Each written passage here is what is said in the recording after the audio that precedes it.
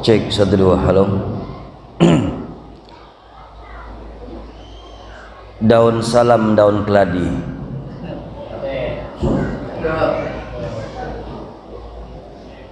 Yang jawab salam semoga kelak mendapat syafaat Nabi. Assalamualaikum warahmatullahi wabarakatuh.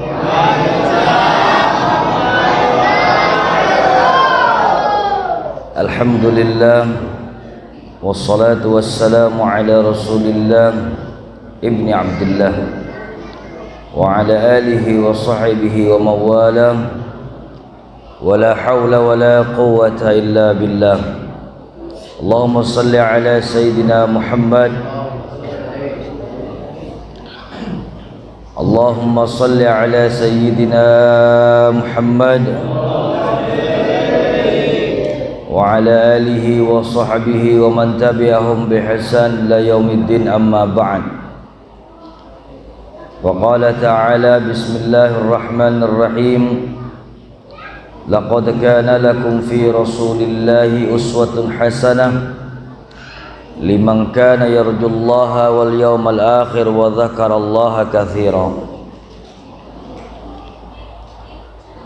Hadratul kiram yang kita muliakan, para kiai, asatizah,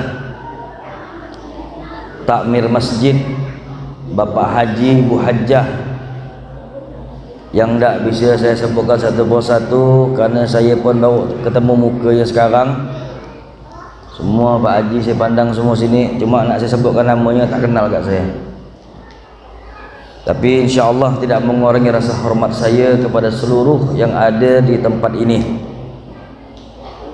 Mudah-mudahan kita doakan orang-orang tua kita semua yang ada di sini, bapak-bapak haji yang istiqomah, mudah-mudahan semuanya dalam lindungan Allah Subhanahu wa taala, dipanjangkan umurnya oleh Allah Subhanahu wa taala.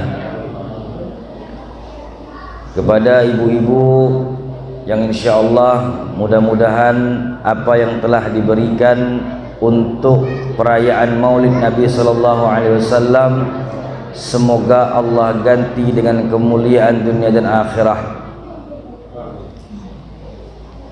Juga kepada adik-adik yang di depan ni yang kadang-kadang tak pernah diam, yang ribut terus, tapi alhamdulillah pula di mana-mana saya ceramah budak kecil tu ribut, sini diam pula tu.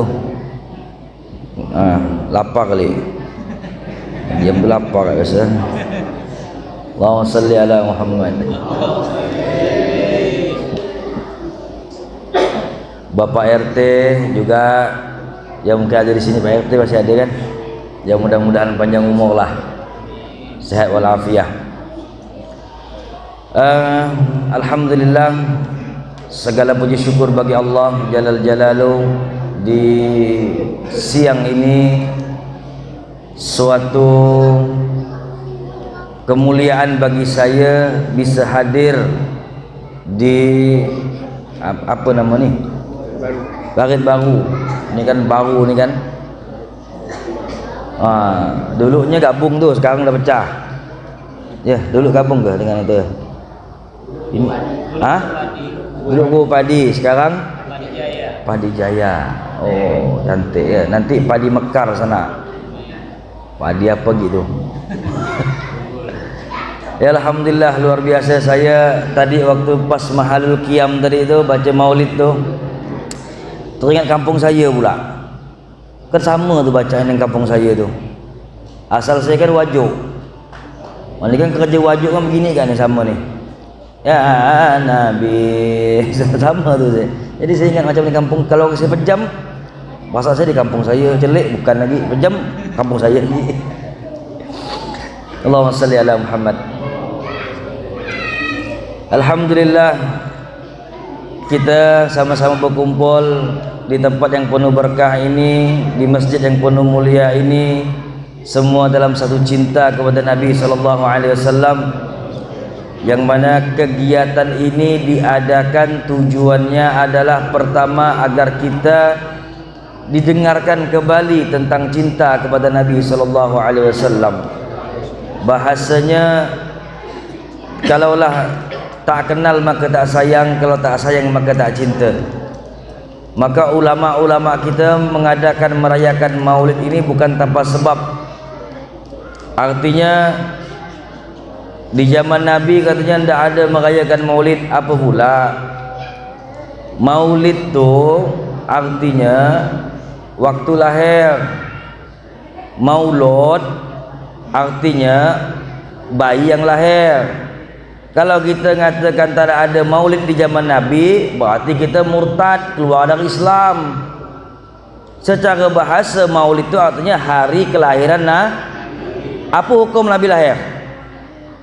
Apa hukum Nabi lahir? Mana ada hukum Boleh-boleh Nabi lahir. Tapi kalau kita bilang tidak ada maulid di zaman Nabi, berarti Nabi tak pernah lahir. Makanya kalau bahasa Arab tu maulid itu artinya hari kelahiran. Ibu-ibu kalau melahirkan anak, hari apa misalnya hari Senin, berarti anak ibu lahir hari Senin, namanya maulid. Kalau maulud berarti bayinya. Kalau orang bilang tak ada hari maulid, zaman Nabi tak ada maulid, berarti dia bilang Nabi tak pernah lahir. Kalau kita bilang bodoh, maka menyamakan ikan asin. Hadirin dimuliakan Allah. Jadi tadi sudah disampaikan oleh Pak Haji tadi, dia panjang lebar lah, saya rasa itu kan setengah jam lah. Habis sama materi saya. Pak Ustaz nyampaikan tadi itu. Modal saya habis dah. Saya Allah kena akidah, Allah kena akidah, Allah kena akidah. Saya bilang habis dah. Tapi insya-Allah saya ambil waktu setengah jam saja, tidak lama. Pertama, kita harus paham sama-sama bahawa merayakan maulid Nabi ini sebenarnya perintah daripada Allah Subhanahu wa taala. Benarlah sikit Ustaz, benar. Apa dalilnya Ustaz? Wa amma bi ni'mati rabbika, ya, wa amma bi ni'mati rabbika hadis. Dan dengan nikmat-nikmat Tuhanmu maka bicarakan. Jadi kita tu disuruh Allah Ta'ala untuk membicarakan kalau kita dapat nikmat. Nanti dibilang sombong, tak ada. Ibu-ibu saya kasih tahu ya, yang dikatakan sombong tu adalah sesuatu perkara yang tak nampak terus kita ada-adakan. Tapi kalau perkara tu real, tidak sombong namanya. Wa amma bi ni'mati rabbika fahadits, kata Allah, dengan nikmat-nikmatku omongkan, kata Allah, sampaikan ke orang. Maka kata ulama, tidak ada nikmat yang paling besar terkecuali hudurun Nabi fil alam, kecuali dengan lahirnya Nabi Muhammad sallallahu alaihi wasallam. Lahirnya Nabi Muhammad itu ialah nikmat yang paling besar di alam semesta ini. Tak ada nikmat lagi dah. Kalau Nabi tak ada salat 5 waktu. Kalau Nabi tak dilahirkan, tak ada Quran. Kalau Nabi tak dilahirkan, tak ada zakat, tak ada zikir, tak ada salat sunnah, tak ada salat tahajud. Siapa yang nak pergi haji? Dengan lahirnya Nabi Muhammad sallallahu alaihi wasallam, maka lahirnya adalah syariat Islam. Allahumma salli ala Muhammad. Ketika Nabi Muhammad lahir, singkat cerita, Abu Lahab bergembira. Setelah Abu Lahab bergembira, maka Ibnu Abbas mengatakan setelah wafatnya Abu Lahab tadi, maka bermimpi saudaranya melihat. Siapa yang dilihat? Abu Lahab. Di mana dilihat? Di dalam neraka. Apa yang terjadi kepadamu Abu Lahab? Sesungguhnya aku disiksa oleh Allah Ta'ala. Terus akan tetapi aku diberikan kemuliaan. Apa kemuliaannya? Setiap hari Senin aku diizinkan oleh Allah untuk mengisap susu dari jari manis. Diisap susu, padahal kafir itu. Kenapa? Karena senang dengan kelahiran Nabi. Saya kasih tahu abang-abang, bapak-bapak semua ya, ibu-ibu, ketika Nabi itu lahir, seluruh alam bergembira. Di dalam Al-Quran dikatakan, qul bi fadlillahi wa bi rahmatihi wa bidzalika falyafrahu. Katakan dengan keutamaan dan rahmat daripada Allah Ta'ala, wa bidzalika falyafrahu, maka bergembiralah. Dengan rahmatnya Allah kita disuruh bergembira. Siapa rahmat Allah? Wa ma arsalnaka illa rahmatan lil. Ternyata yang dikatakan rahmat Allah itu tidak lain adalah Sayyidina Muhammad sallallahu alaihi wasallam. Malaikat bergembira, hewan bergembira, tumbuh-tumbuhan bergembira, alam bergembira, surga dibuka, neraka ditutup karena lahirnya Nabi Muhammad sallallahu alaihi wasallam. Hanya satu makhluk yang tidak senang dengan kelahiran Nabi. Siapa? Siapa? Hah? Yang tak senang dengan lahir Nabi? Siapa? Setan. Iblis. Yang tak senang dengan maulid Nabi itu hanya iblis saja. Ini bukan kata saya. Kenapa? Karena ketika lahirnya Nabi, iblis merasa sedih. Kenapa? Karena pada saat itu iblis sudah tidak bisa lagi memerintahkan anak buahnya untuk mengambil berita di langit. Jadi kalau ada orang tak senang dengan maulid gitu, berarti apa tuh? Bukan saya yang ngomong ya. Allahumma shalli ala Muhammad. Hadirin yang dimuliakan Allah. Jadi tapi kita harus saling menjaga silaturahim di antara kita. Kalau ada saudara kita yang menganggap kegiatan ini, oh ini begini, udah biarkan saja. Kita tetap menjalin ukhuwah persaudaraan, mencontoh Rasulullah sallallahu alaihi wasallam. Ya udah. Ngapa pula gitu Pak Ustaz? Iya. Selama dia tidak mengkafirkan, selama dia tidak terlalu menyalahkan, udahlah, kubur kita masing-masing. Kubur bapak di sini, kubur dia di sana. Beda. Ketika seorang raja wafat, meninggal dunia, dulu tuh di zaman dulu kalau udah orang meninggal dunia dibakar. Setelah dia dibakar, dia punya tangan tidak terbakar, Bu. Pak, tangannya tidak terbakar. Heran, heboh orang nih. Kenapa tangannya tidak terbakar? Ini jasad terbakar, semua terbakar, tangan tidak terbakar. Kenapa? Ternyata suatu saat dia pernah mengundang Rasulullah SAW dan hanya berjabatan dengan Rasulullah SAW. Orang yang pernah melihat wajah Nabi Muhammad SAW haram masuk dalam api neraka. Orang yang pernah melihat Nabi SAW haram wajahnya dijilat api neraka. Orang kafir saja bersalaman dengan Nabi Muhammad, wafat raja itu tangannya tidak terbakar, utuh tangannya, semuanya terbakar, tangannya tidak. Kenapa? Karena pernah bersentuhan dengan Nabi Muhammad sallallahu alaihi wasallam. Allahumma shalli ala Muhammad. Kita punya nabi luar biasa. Ini kita punya nabi yang pernah sujud di bawah arsy Allah. Kita punya nabi yang begitu luar biasa, yang dijelaskan di dalam kitab Fathul Bari. Jadi gini, kitab Fathul Bari itu sarah daripada kitab Bukhari. Perhatikan, hadis 600.000 hadis, dipilih kesohihannya hanya dapat 16.000 hadis sahih Bukhari. Berarti sisanya itu hadisnya maudhu atau palsu. Berarti 600.000 hadis, 600 hadis disaring menjadi 16.000 hadis yang sahih Bukhari. Di sana dijelaskan, perhatikan, kata Nabi SAW, syafaati li ahlil kabair. Allahumma shalli ala Muhammad. Kata Nabi SAW di dalam kitab Fathul Barihnya, dikatakan bahwa syafaatku, kata Rasulullah, untuk pendosa besar.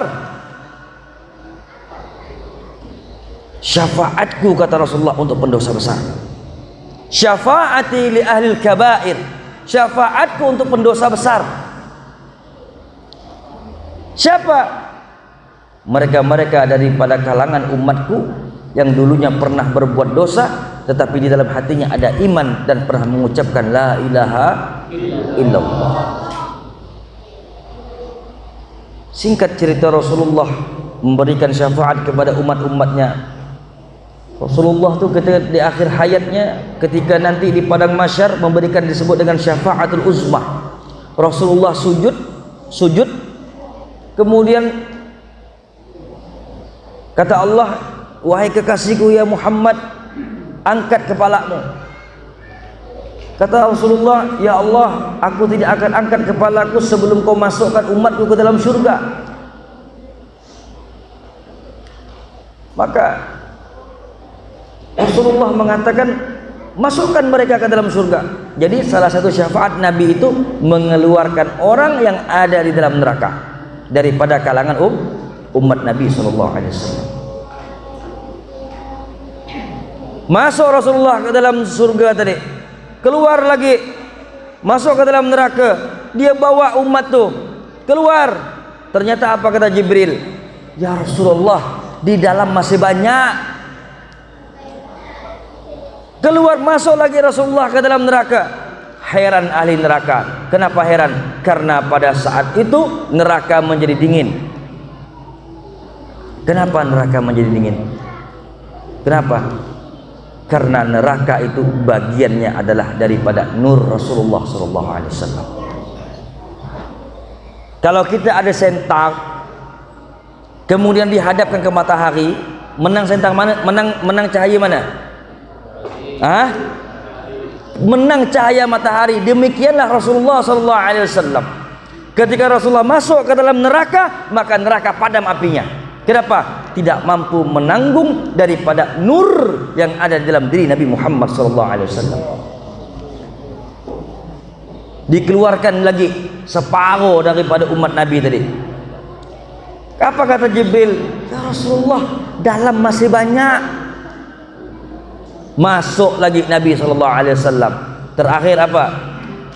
Mereka yang pernah ada iman di dalam hatinya, walaupun sebesar darah, keluarkan. Maka keluarlah semua umat Nabi SAW. Ini disebut dengan syafaat daripada Rasulullah SAW. Allahumma salli ala Muhammad.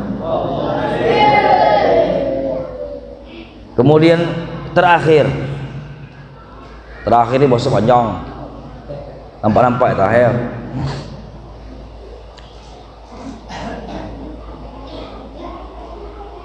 Di dalam hadis Nabi SAW, man shalla alayya salatan wahidatan sallallahu biha asra, barang siapa yang bersolawat kepada Nabi Muhammad SAW, yang bersolawat kepada Nabi Muhammad SAW satu kali, Allah berikan 10 manfaat untuknya, 10 kemuliaan untuknya. Salah satunya apa? Tanpa kita sadari, dengan selawat kita itu menggugurkan dosa-dosa. Ternyata selawat itu ialah menggugurkan dosa. Selawat menggugurkan dosa. Jadi saya pernah ngasih amalan, saya kan dapat amalan solawat Jibril itu, atau disebut dengan solawat Khaidiriyah, sallallahu ala Muhammad. Saya beri sama murid-murid saya kasih mereka, coba solawat, banyak-banyak solawat, saya bilang. Jadi mereka bersolawat, ada yang sampai 2000 kali, ada yang sampai 3000 kali. Saya bilang, banyak benar yang tiap solawat ni, Masya Allah. Iya, kata dia, Ustaz, saya semenjak Ustaz bilang banyak-banyak solawat, saya banyak-banyak solawat. Macam mana yang baca selawat tu? Selawat. Bukan begitu. Wah, saya bilang selawat tu bukan. Dia bilang, saya kan bilang gini, banyak-banyak Solawat rupanya benar-benar solawat. Selawat. Allahumma shalli ala Muhammad. Banyak-banyak solawat. Maksudnya Allahumma shalli ala Sayyidina Muhammad wa ala ali Sayyidina Muhammad. Kullu doa mahjub, setiap doa tertolak kecuali dibacakan Nabi Muhammad sallallahu alaihi wasallam. Ibu-ibu mau tahu, abang-abang mau tahu, Nabi Allah Adam berdosa kepada Allah, dikeluarkan dari surga, bertaubat 300 tahun tak diterima taubatnya. Astagfirullahaladzim, tak diterima taubatnya. 300 tahun bertaubat tidak diterima. Apa kalimatnya sehingga Allah menerima taubatnya? Allahumma inni atawajjau ilaika bihaqqi Muhammad. Kata Nabi Adam, ya Allah, aku hadapkan hatiku kepada Engkau ya Allah dengan kebenaran Nabi Muhammad sallallahu alaihi wasallam. Kata Allah, ya Adam, dari mana ente tahu Muhammad? Dari mana ente tahu Muhammad? Ketika engkau tiupkan ruh ke dalam tubuhku, aku melihat di tiang aras tertulis la ilaha illallah Muhammad Rasulullah. Ternyata secara basyariah Adam lebih tua, secara rohaniah Nabi Muhammad SAW lebih tua daripada Nabi Adam. Benarlah Ustaz? Iya. Dapat dari mana? Dari hadis Nabi SAW. Kuntu nabiyan wa Adam bainar ruh wal jasad. Di dalam hadis sahih dikatakan, aku telah menjadi seorang nabi ketika Adam masih di antara ruh dan jasad. Allahumma shalli ala Muhammad. Maka ruhnya Rasulullah SAW disebut dengan ana abul arwah, aku bapak sekalian ruh. Meong. Abu Hurairah. Ini Abu Hurairah. Cerita Abu Hurairah ini bapak kucing. Jadi ada sahabat nama Abu Hurairah. Kenapa Abu Hurairah? Karena dia jalan bawa kucing. Jadi kata Rasulullah, apa tuh di kocek ente? Dia bilang, ini kucing. Maka disebut dengan Abu Hurairah, bapakku kucing. Jadi kalau ada orang bawa kambing, sebut berarti bapak kambing. Nah, ini Abu Hurairah. Allahumma shalli ala Muhammad. Ini yang saya berhenti. Oh, tidak ada.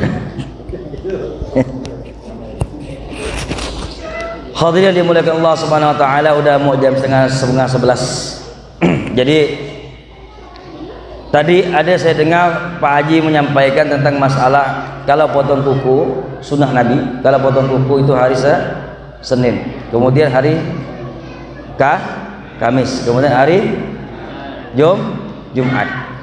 Nah, maka dimulai daripada jari telunjuk. Dimulai dari jari telunjuk. 1 2 3 4 sini. Jadi 1 2 3 4 5. 1 2 3 4 5. Ini sunnah Rasulullah sallallahu alaihi wasallam. Di dalam kitab dikatakan, kalau kita motong rambut, saya dulu gini, emak saya itu pernah bilang, nak, sebetulnya saya belum mondok, nak, kalau potong rambut nak, jangan hari Minggu nak. Kalau potong rambut nak, jangan hari Selasa nak. Kalau potong rambut nak, jangan hari Sabtu nak. Saya pikir apa pula? Potong-potong ya. Baru saya paham. Ada dalam kitab disebut dengan Syamsul Munir nama kitabnya. Dijelaskan di sana, ternyata orang yang potong rambut atau potong kumis di hari Minggu pendek umurnya. Dalam kitab itu macam itu. Orang yang motong kuku, motong rambut di hari Selasa, maka payah rezekinya.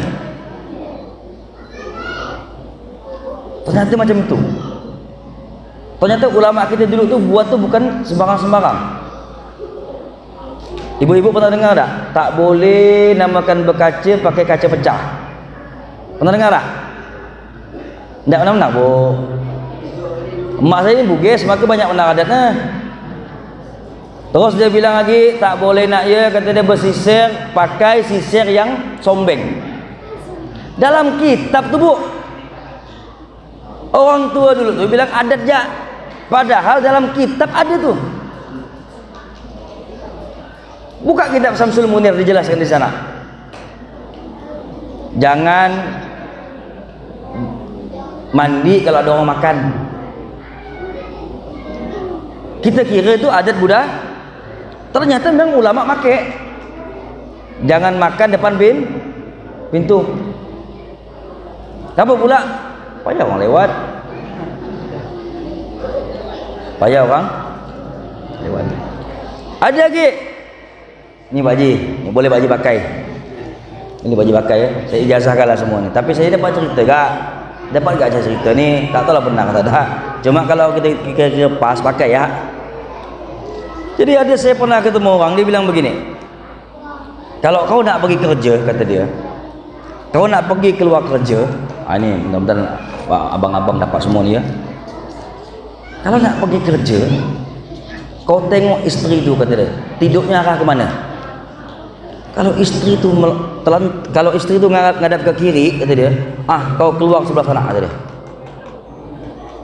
Kalau kau tengok isteri tu senggireng, kata dia, di mana senggirengnya? Oh, ke timur. Kau turun arah timur, ada rezeki kau sana, kata dia. Kalau dia senggirengnya ke arah barat, kata dia, berarti kau turun arah barat. Saya bilang mantap nih orang nih, ilmu dia nih. Tapi apabila kau tengok istrinya itu terlentang, kata dia, kau jangan keluar mana-mana, itu rezeki kau hadap, kata dia. Pakai Pak Ji.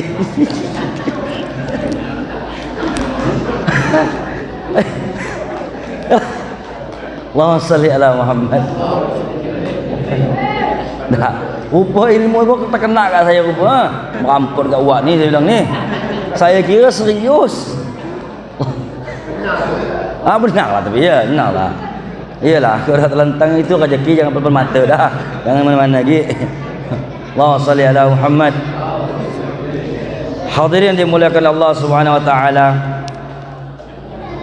Fadilah salawat ini dah 5 menit lagi ya, 5 menit lagi bisnis selesai. Fadilah salawat yang harus saya sampaikan kepada seluruh jamaah. Maka salawat ini ialah sesuatu yang begitu luar biasa. Sampai-sampai kata Allah di dalam Al-Quran surah Al-Ahzab, innallaha wa malaikatahu yusalluna alan ya ayyuhalladzina amanu sallu alaihi wa sallimu. Sesungguhnya aku, kata Allah, dan malaikat-malaikatku, kata Allah, bersolawat kepada Nabi Muhammad. Allah dan malaikat-malaikatnya bersolawat kepada Nabi Muhammad. Ya ayyuhalladzina amanu, wahai orang-orang yang beriman, bersolawatlah kalian kepada Nabi Muhammad sallallahu alaihi. Ternyata solawat itu fi'lul amr, artinya kata perintah. Sallu, solatlah. Sallu, solawatlah. Itu kata perintah. Berarti orang-orang yang beriman diperintahkan Allah untuk memperbanyak solawat kepada Nabi Muhammad sallallahu alaihi wasallam. Agar apa? Agar menjadi umat Nabi Muhammad sallallahu alaihi wasallam. Akan tetapi yang dikatakan umat Nabi Muhammad dijelaskan oleh Rasulullah ketika di akhir hayatnya, sallu sallu sallu. Salat salat salat. Itu derajat umat Nabi yang dikatakan Rasulullah sallallahu alaihi wasallam. Ibu-ibu pergi ziarah ke makam orang tua, ziarah ke makam orang tua, ziarah ke makam anak, ziarah saja. Di dalam kitab di Irsyadul Ibad dijelaskan bahwa ada seorang pemuda yang pernah bersolawat di atas makam, maka satu makam dilepaskan daripada siksa kubur. Silakan baca di dalam kitab Irsyadul Ibad karangan Imam An-Nawawi. Jadi ada makam. Jadi ibu-ibu kalau ziarah, misalnya kan kita ziarah nih, baca, habis baca Yasin misalnya, habis baca Fatihah, habis baca apa semualah. Terakhir, Allahumma bihaqqi Muhammad, Allahumma bijahi Muhammad. Ya Allah, dengan berkah Nabi Muhammad jangan seksa orang tua hamba ya Allah. Ini dalam kitab dijelaskan. Orang yang membaca daripada kalimat ini, maka orang tuanya terlepas daripada siksa kuburnya. Kalau bahasa tasawufnya itu bahasa Arabnya, itu bahasa ilmu Arabnya. Allahumma bihaqqi Muhammad la tu'adzib hadzal janazah. Ya Allah, dengan keberkahan Nabi Muhammad, dengan kemuliaan Nabi Muhammad, jangan seksa orang tua hamba ya Allah. Itu bahasa Arabnya. Kalau bahasa ilmu tasawufnya, Muhammad kau tubuhkan, nur kau nyawakan, Allah Ta'ala dalam alam. Itu kalau bahasa tasawufnya. Muhammad kau tubuhkan, nur kau nyawakan, Allah Ta'ala dalam alam. Tetapi betulkan musyahadah, pandangan kita kepada yang memandang nur, yang dipandang nur Muhammad sallallahu alaihi wasallam. Ini secara ma'rifatnya. Kalau secara ilmu fiqihnya, Allahumma bijahi Muhammad, ya Allah dengan keberkahan Muhammad, la tu'azib hadal janazah. Jangan azab ya Allah. Ini lepas sama sisa kubur. Ini kalau dalam ilmu syariat kita, ilmu tasawuf tadi. Ada yang hafal gak? Kalau kita ziarah, udah baca Yasin, udah baca, semua udah baca. Jangan lupa, yo Allahumma bihaqqi Muhammad la tu'adzib hadzal janazah. Itu diambil, dipegang di atas misan, dibaca. Insyaallah dijelaskan di dalam kitab Al-Adhkar. Jadi sekarang yang udah umur 40 tahun ke atas, banyak-banyak sholawat. Mau nanam pokok sawit, Allahumma sholli ala Muhammad. Kenapa? Karena seseorang yang cinta kepada Nabi Muhammad, maka Allah akan cinta kepadanya. Mudah-mudahan berkah cinta kita kepada Nabi Muhammad, Allah istiqomahkan kita untuk dapat beribadah kepadanya. Mudah-mudahan berkat cinta kita kepada Nabi Muhammad, Allah jadikan kita hamba Allah yang istiqomah menjalankan sholat 5 waktu. Insyaallah. Hadirin dimuliakan oleh Allah Subhanahu wa taala, mungkin cukup sekian apa yang saya sampaikan pada kesempatan berbahagia ini. Jangan berpanjang lebar. Intinya poin pertama yang harus saya sampaikan, bahwa satu poin yang saya sampaikan ini pada kesempatan berbahagia ini, jaga ukhuwah persaudaraan. Meskipun kita berbeda dari segi pemahaman, tapi tetap satu. Siapa? Tuhan kita Allah, Nabi kita Muhammad sallallahu alaihi wasallam. Kemudian yang kedua, tegakkan daripada dakwah Islamiyah. Saling ta'awanu 'alal birri wat taqwa. Saling mengajak daripada kebaikan. Kita ajak satu kebaikan. Ya kan? Kemudian yang terakhir, jangan lupa kalau istri tidur, bukan itu pula. Yang terakhir, perbanyak sholawat kepada Nabi Muhammad sallallahu alaihi wasallam. Jadi saya beri jaminan, kalau bapak-bapak, ibu-ibu bersolawat, jaminannya insyaallah di dunia jaya, di akhirat sempurna.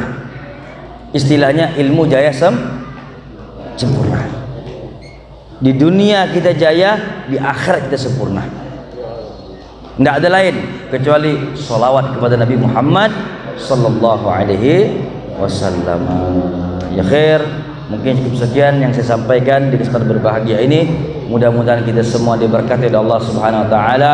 Mudah-mudahan orang tua kita berkah duduknya kita dalam majlis ini, mereka saat ini diberikan kelapangan di dalam kuburnya, diberikan kemuliaan di dalam kuburnya, dan anak-anak kita juga diberikan karunia oleh Allah Ta'ala sehingga menjadi anak yang saleh dan salihah. Sekian, insyaallah mudah-mudahan di lain waktu kita bisa bertemu kembali dalam keadaan sehat wal afiah. Wallahu muwaffiq ila aqwamit thoriq. Wassalamualaikum warahmatullahi wabarakatuh.